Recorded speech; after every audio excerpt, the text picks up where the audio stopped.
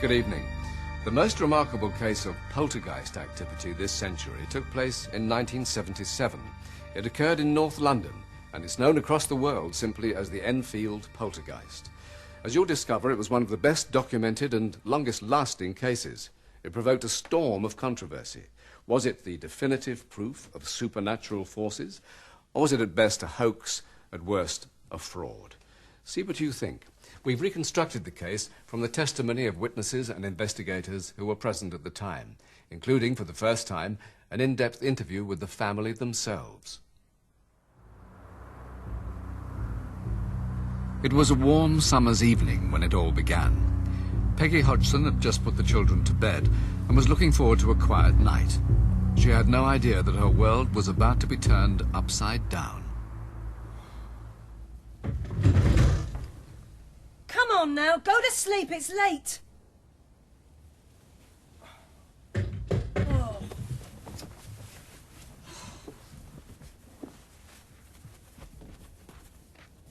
What's going on with all this noise? It weren't us, Mum. I heard you moving around. It's not us. Oh, now don't lie, I heard you. Now get to sleep, I've had enough of this. I saw the noise, Mum. I don't know, love.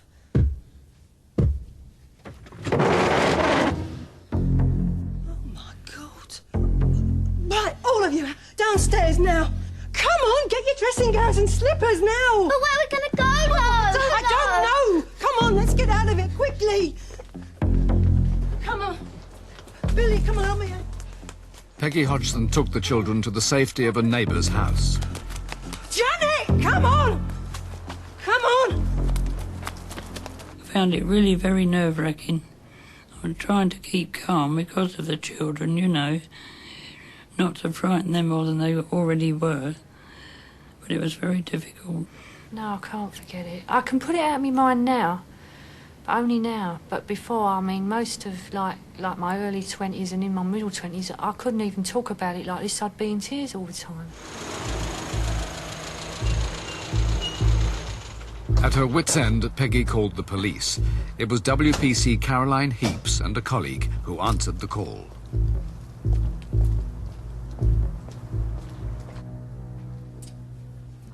Well, we've done a complete search of the house, including the loft, and we can't seem to find where the knocking's coming from, but... Dear, I'm so sorry to put you to all this trouble, but I was really Don't worry. frightened. Yeah, it's no problem. Well, I see, I'm on my own. I mean, my husband left last year and I've got no one else to... And my kids are here and I don't know what to do, you see. There's probably some very simple explanation for all this. It's an old house... In full view of the Hodgsons, their neighbours and two police officers, a chair slid across the floor.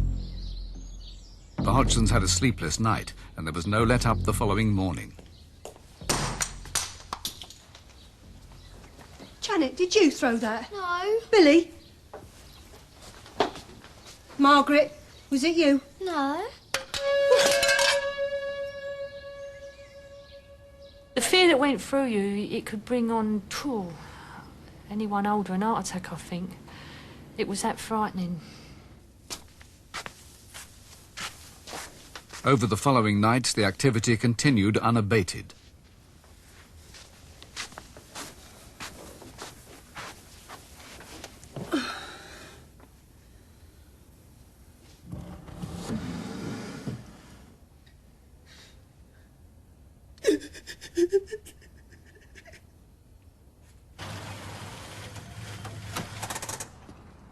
Within days, the national press had picked up on the story. No, John Burkham, Peggy's brother. I live a few doors down. Thanks for coming. I don't quite know what you can do. One of the first to arrive was photographer Graham Morris. They were genuinely upset. I mean, they were sort of frightened. The kids were, all right, a couple of them, I think, had gone to sleep by the time we got there, but all the other people were bristling a bit. They were on edge. So we didn't really know what was happening. And then we were told, bit by bit, what was going on, what had happened.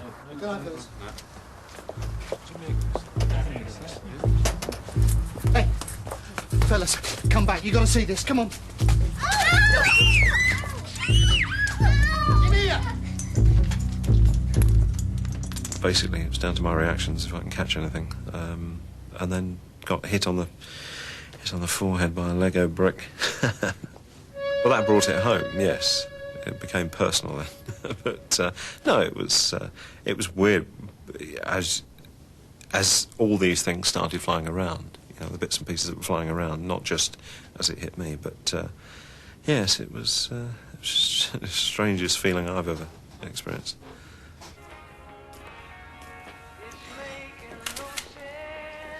Into the chaos now stepped Maurice Gross, the local investigator for the Society for Psychical Research. As soon as he arrived, he realised that he'd been handed an exceptional case.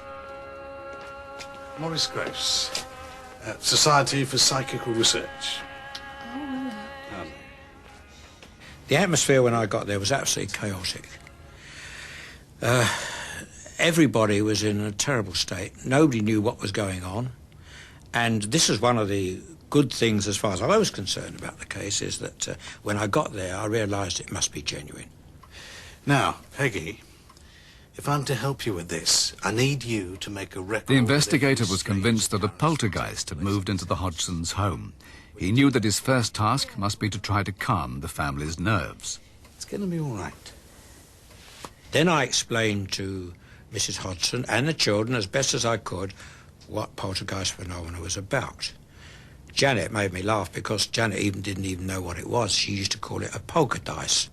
And I say to her, Janet, it's not a polka dice, it's a poltergeist. But she didn't get it for quite a long time. It wasn't long before the investigator had an experience of his own. Was this the... I thought, my God, you know, nobody's thrown that because there was nobody in a position to throw it. Now, if you drop a marble on the floor, it bounces. He used to hit the floor and stop, dead. And when you touch them, they were hot.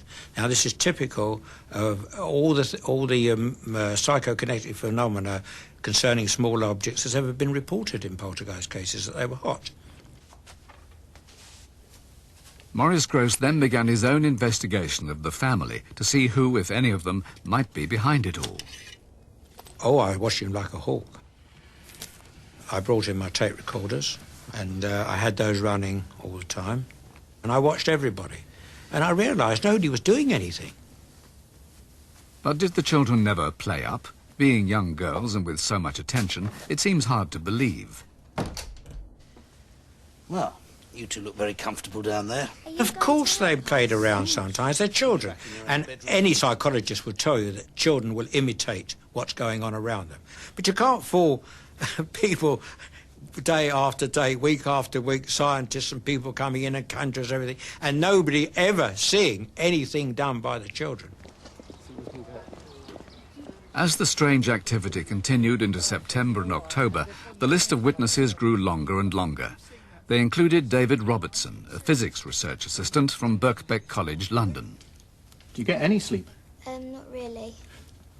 Janet, can you tell me if anything else has been moving around besides all the magazines? Well, some Lego's been flying around the room. That ashtray flew across the room and struck me on the side of the head, quite a blow. And at that time I concluded that I had observed something paranormal and it probably wasn't wise to carry on with that line of experimentation. Janet and her sister Margaret seemed to be at the centre of the activity, but were they responsible for it? Their uncle believed something was manifesting itself through Janet while she was in a trance. It actually yanked one of these old-fashioned gas fires literally out of the wall. And at one time, Maurice and me were trying to restrain Janet, who seemed to be, I'm no expert, only say in a trance-like state. And the strength was unbelievable. As summer turned to winter, the disturbances grew more violent. And then Janet started having fits. One night was particularly bad, and the doctor was called. He thought she was having some sort of fits. He gave her a 10 milligram injection of Valium. Now, a 10 milligram injection of Valium will knock an adult out, let alone an 11-year-old child. And she immediately, more or less, went to sleep, unconscious, went to sleep. With Janet fast asleep, the adults returned to the living room. Who's that?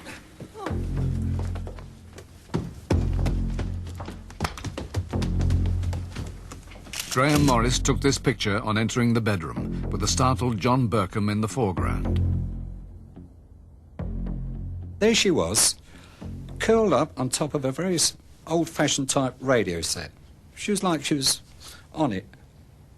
But the amazing thing was, she was asleep. Over the next few weeks, Graham Morris was able to take a number of pictures even while he was out of the room by pressing a remote control button. The pictures show the children coming out of bed, but are they playing up for the cameras? The pictures were genuine. There's no doubt about that. What the motive was behind them coming out of bed, I mean, people talk about them levitating. I find that very hard to believe. It looks like we're jumping, but believe me, I know that there's something pulling us up, and we're in this position where we're so terrified, trying to hang on to something, that mayhem was let loose and we're just trying to hang on for dear life. The Hodgsons felt helpless, victims of a force they could neither see nor predict. I did feel at one time we'd got it for life. I thought, well, this is worse than the war. At least the war ended, but this is going on and on and on. It seemed the family could only wait while the poltergeist planned its next move.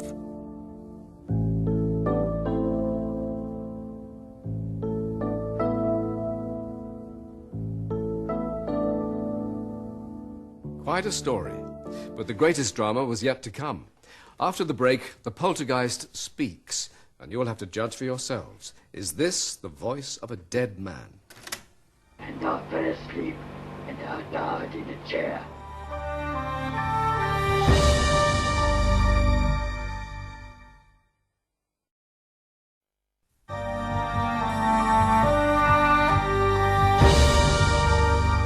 By September 1977, the extraordinary goings-on in Enfield were front-page news. Reports were coming in of flying objects, sliding furniture, and possessed children. And it was all going on in broad daylight, in front of dozens of witnesses. How was it going to end? The Hodgson semi was turning into a war zone. Events were becoming more dramatic by the day.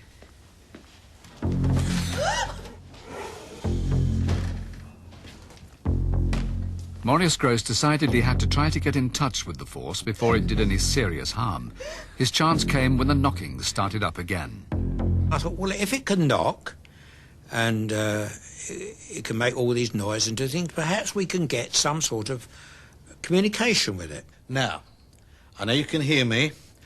I want you to answer 1 knock for yes and 2 knocks for no.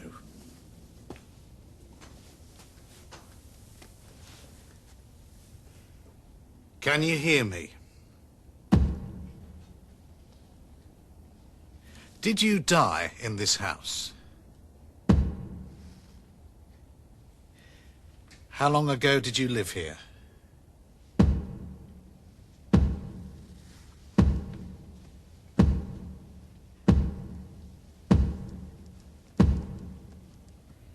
Are you having a game with me?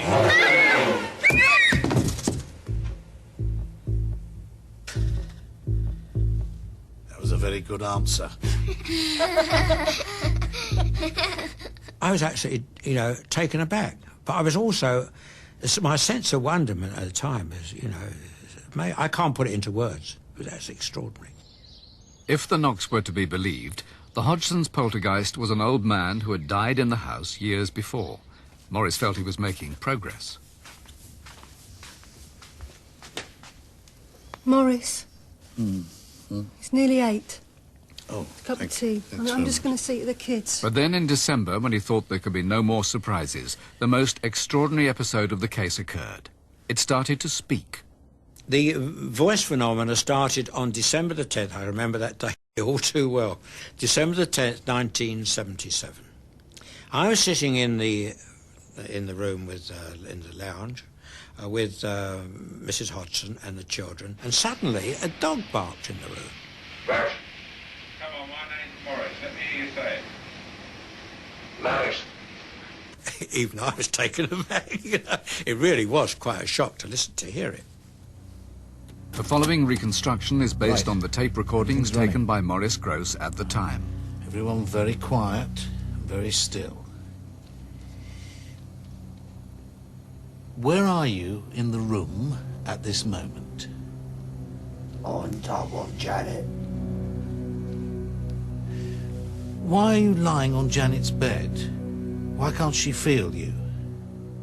I'm invisible. Why? First of all, I thought it was discarnate voice coming from out of the air, you know, from nowhere. Then I realised the voice was coming from Janet. I said, Janet, that voice is coming from you. She says, no, it's not. I said, all right, if it's not coming from you, where is it coming from? She said, it's coming from behind me. Now, I want you to take a sip of this, but don't swallow it, all right? The investigators were mystified. Numerous tests were carried out on Janet to try to find the source of the sound.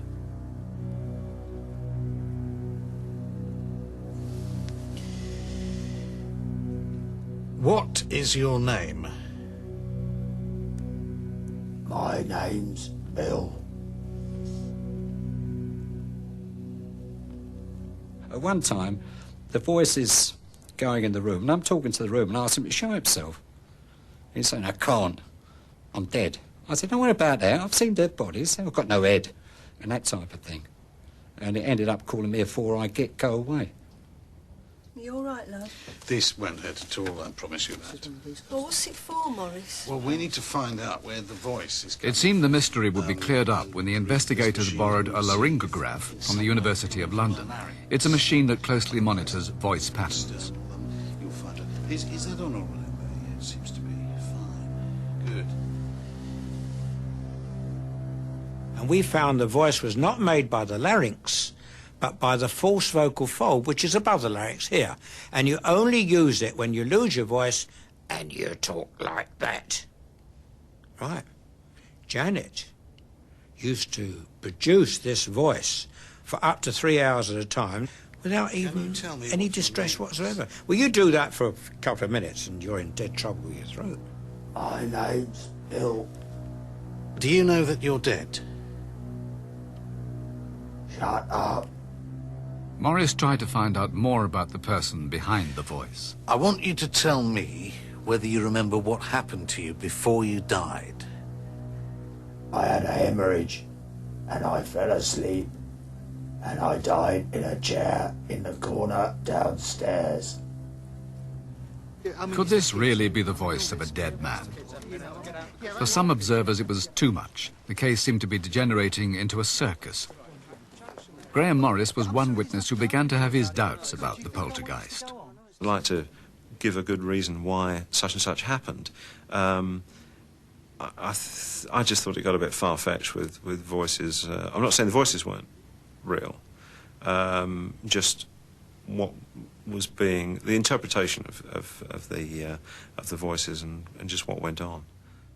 Maurice Gross himself came under suspicion, accused by some colleagues of keeping the phenomena going at the family's expense. Here we were producing evidence for a fantastic case, and at the same time we were able to help the family. Well, what more could we do? Do you know what? One time somebody came along who said, leave the family alone, go away. Everything will be all right. We did it. We went away for 2 days, and all hell was let loose. And she was delighted to see us come back again. So what else could we do? Well, he helped us extremely well. And without his help, I don't think any of us would be here now properly. Not living there, maybe not in that house, maybe not having the life they're having now, maybe not even thinking right. Maurice Gross was accused of inciting the children, but he wasn't even there when David Robertson challenged the ghost. OK.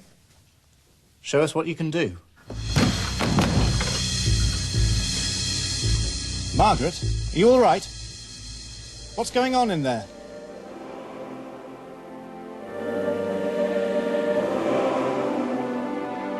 I saw Janet levitate in front of the windows, and somehow the thing would have her stretched out. You know, it was like she'd been laying on a bed.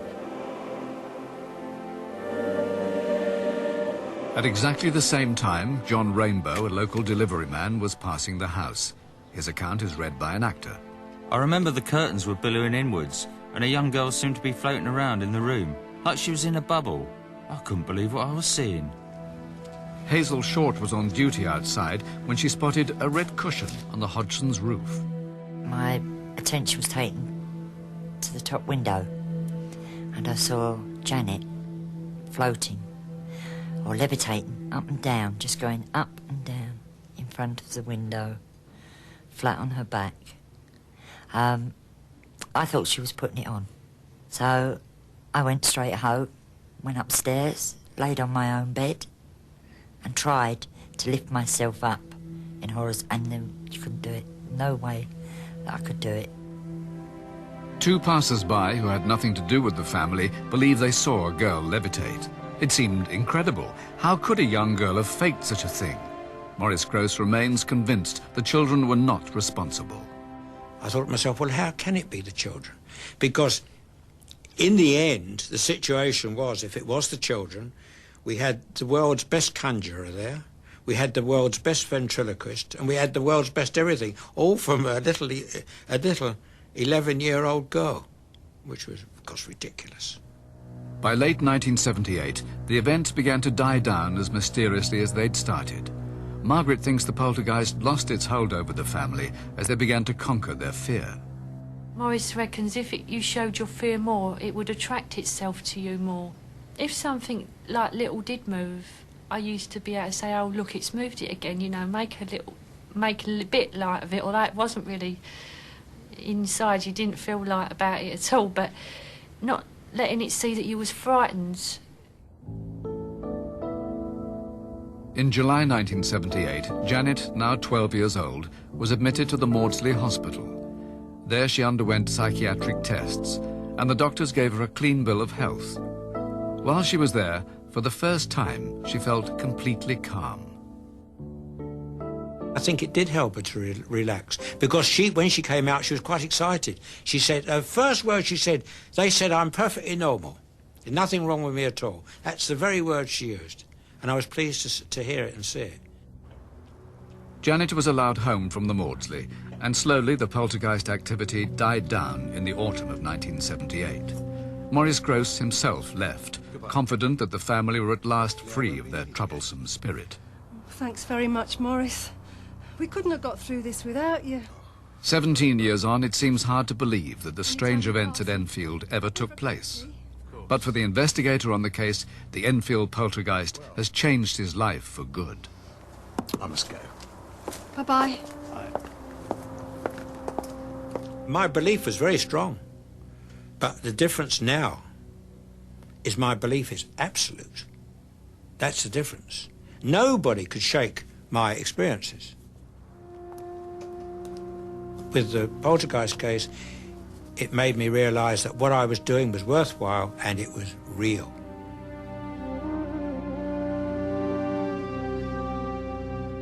After the activity died away, Maurice Grosse was left with his recordings and an unanswered question. The mysterious voice had clearly said that he, Bill, had died in the house, but Maurice had never been able to confirm this. And then 3 years later, this letter arrived. A man wrote in to say that his uncle had died in the house, well before the Hodgsons moved in. We've traced his death certificate, and it's true, he did die in the house. His name was Wilkins, William Wilkins. But of course, everyone would have known him as Bill. Good night.